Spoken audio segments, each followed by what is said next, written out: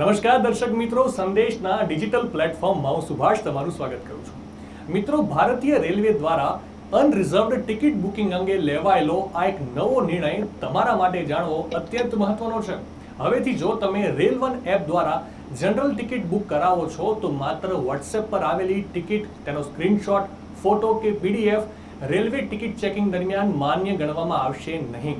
રેલવેના સ્પષ્ટ નિર્દેશો મુજબ ટિકિટ ફક્ત તે જ રજિસ્ટર્ડ મોબાઈલ એપમાં સક્રિય હોવી જોઈએ કે જેનો ઉપયોગ ટિકિટ બુક કરવા માટે થયો હતો.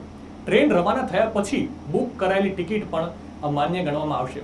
તેથી મુસાફરી કરતા પહેલા બોર્ડિંગ સ્ટેશનથી ટ્રેન ઉપડે તે પહેલા જ ટિકિટ બુક કરી લેવી અનિવાર્ય છે. આ નિયમનો મુખ્ય ઉદ્દેશ્ય ડિજિટલ ટિકિટના દુરુપયોગને અટકાવવા અને મુસાફરી દરમિયાન પારદર્શિતા જાળવવાનો છે. મુસાફરોએ ખાસ ધ્યાન રાખવું જોઈએ કે જ્યારે પણ તેઓ મુસાફરી કરે ત્યારે તેમનો ફોન ચાર્જ હોય, જેથી એપમાં ટિકિટનું લાઈવ સ્ટેટસ જોઈ શકાય. અને સાથે જ ઓળખના પુરાવા તરીકે માન્ય ફોટો આઈડી રાખવું પણ એટલું જ જરૂરી છે, જેથી ટિકિટ તપાસનાર અધિકારીને ચકાસણી કરવામાં સરળતા રહે.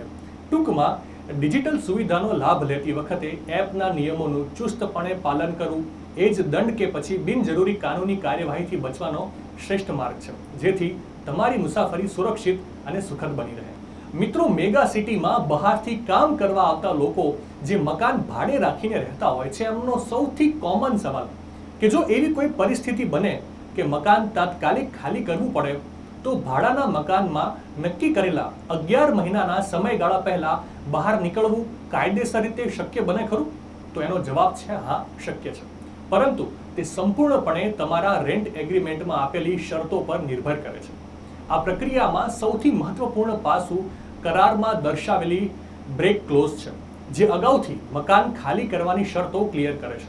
જો તમે અચાનક મિલકત ખાલી કરવા માંગતા હો તો મોટા ભાગના કિસ્સાઓમાં તમારે કરાર મુજબ 30 દિવસ કે તેથી વધુ સમયનો અગાઉથી નોટિસ પીરિયડ આપવો પડે છે.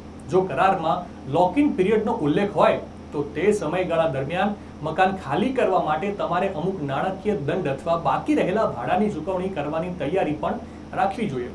વહેલા સ્થળાંતર માટે મકાન માલિક સાથેની પરસ્પર સમજણ અને પારદર્શક વાતચીત એ સૌથી શ્રેષ્ઠ માર્ગ છે.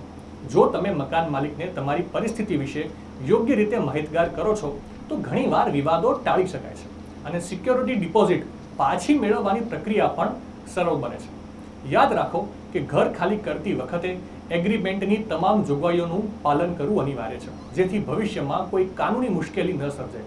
ટૂંકમાં, ભાડા કરારને ધ્યાનથી વાંચવો, લેખિતમાં નોટિસ આપવી અને મકાન માલિક સાથે સહમતિ સાધવી. આ ત્રણેય પગલાં શાંતિપૂર્ણ રીતે મિલકત ખાલી કરવામાં મદદરૂપ બનશે. મિત્રો, નોકરી બદલ્યા પછી ઘણીવાર લોકો તેમના જૂના પીએફ ખાતાને નવા ખાતામાં ટ્રાન્સફર નથી કરતા હોતા, પરંતુ જૂના પીએફ ખાતાને નવા ખાતામાં ટ્રાન્સફર કરવું એક અત્યંત સમજદારી ભર્યો નિર્ણય છે, જે તમારી આર્થિક સુરક્ષાને મજબૂત બનાવે છે.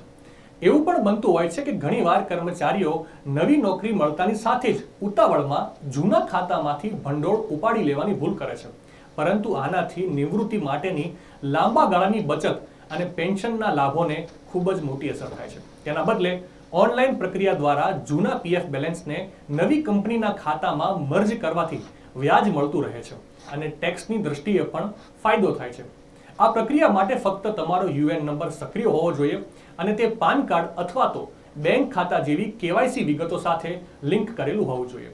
પીએફ ટ્રાન્સફરની આ સંપૂર્ણ ઓનલાઈન પ્રક્રિયા હવે ખૂબ જ સરળ બની ગઈ છે. તેમાં તમારે વારંવાર ઈપીએફઓ કચેરીના ધક્કા ખાવાની જરૂર રહેતી નથી. ઓનલાઈન અરજી સબમિટ કર્યા પછી એમ્પ્લોયર દ્વારા ડિજિટલ વેરિફિકેશન થાય છે અને સામાન્ય રીતે 7 થી 20 દિવસમાં આ પ્રક્રિયા પૂર્ણ થઈ જાય છે. તમે ઘરે બેઠા બેઠા ઈપીએફઓના સભ્ય પોર્ટલ અથવા ઉમંગ એપ પર તમારી અરજીની સ્થિતિ સરળતાથી જાણી શકો છો. આમ, ડિજિટલ માધ્યમોનો ઉપયોગ કરીને તમારી મહેનતની કમાણીને સુરક્ષિત રાખવી અને તેને નવા ખાતામાં ટ્રાન્સફર કરવી એ ભવિષ્યના સુરક્ષિત આર્થિક આયોજન માટેનું સૌથી મહત્વનું પગલું છે.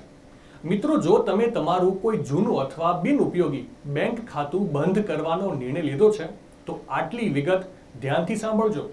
ખાતું બંધ કરવાની અરજી કરતા પહેલા ખાતામાં રહેલી તમામ રકમ અન્ય સક્રિય ખાતામાં ટ્રાન્સફર કરી બેલેન્સ શૂન્ય કરવું જોઈએ, જેથી કોઈ પણ પ્રકારની પેન્ડિંગ ફી કે ચાર્જ કપાય નહીં.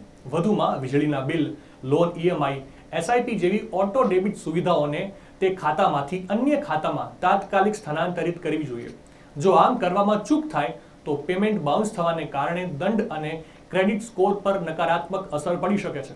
પ્રક્રિયા પૂર્ણ થયા બાદ બેંક પાસેથી સત્તાવાર ક્લોઝર સ્લિપ મેળવવાનું ક્યારેય ચૂકશો નહીં, કારણ કે તે ભવિષ્યમાં કોઈ પણ વિવાદ કે અનિચ્છનીય ચાર્જ સામે એક મજબૂત કાયદાકીય પુરાવો સાબિત થાય છે.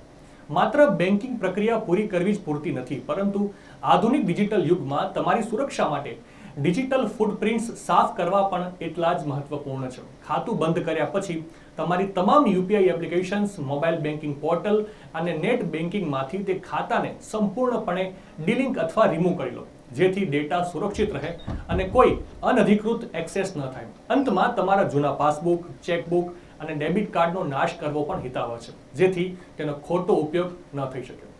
મિત્રો, અત્યારે બસ આટલું જ. આ માહિતી સારી લાગી હોય તો વિડીયોને શેર કરજો અને આવી જ અવનવી માહિતી માટે સંદેશ ડિજિટલ સાથે જોડાયેલા રહેજો.